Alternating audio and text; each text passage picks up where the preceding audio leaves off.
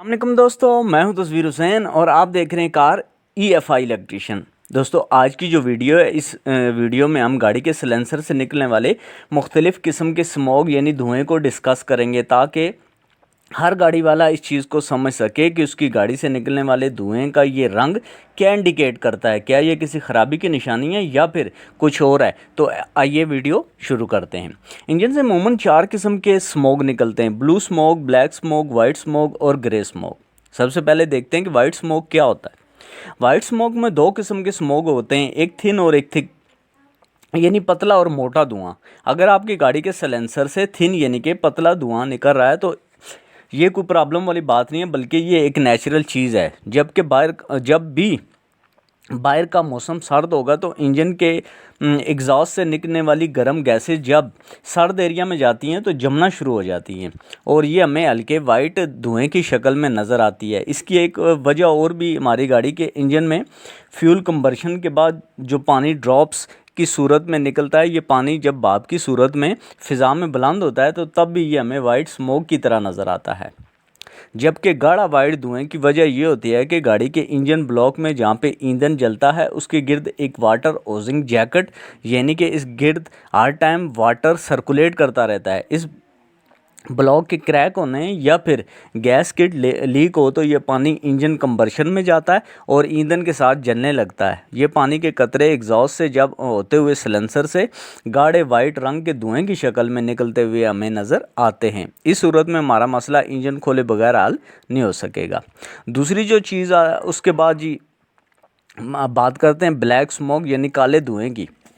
जब भी हमारी गाड़ी काला धुआं दे रही हो तो हमें यह समझ जाना चाहिए कि हमारी गाड़ी में रिच फ्यूलिंग यानी कि फ्यूल ज़्यादा जा रहा है। जब भी इंजन के अंदर फ्यूल ज़्यादा जाएगा तो वहाँ पे कार्बन ज़्यादा बनेगा और ये कार्बन जलकर काले धुएं की शक्ल में साइलेंसर पाइप से निकलेगी। इंजन में रिच मिक्सचर होने की बहुत सी वजूहत होती हैं, उनमें से सबसे बड़ी वजह मैप सेंसर के ख़राब होने या फिर इंजेक्टर के लीक होना भी हो सकता है। और अगर गाड़ी का कार्बोरेटर वाली है तो उसके कार्बोरेटर का मसला है।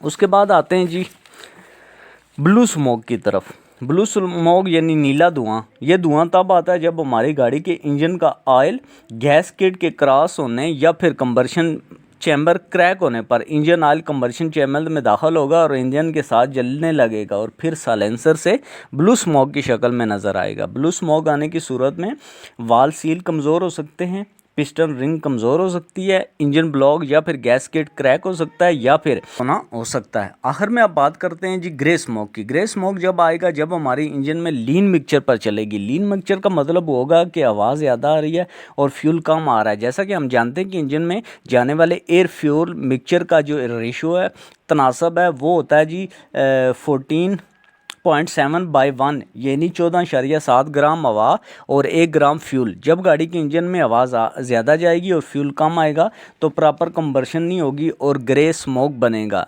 इंजन में एयर ज़्यादा जाने की किसी भी जगह जो इनटेक में आती है वहाँ से अगर लीकेज होगी जो कि मैप सेंसर से हुए बगैर अंदर चली जाएगी और लीन मिक्सचर का इशू आएगा और गाड़ी सिलेंसर से ग्रे स्मोक निकलेगा। और दूसरी वजह PVC वाल के ओपन पोजीशन में स्टक होने की होगी, चूंकि PVC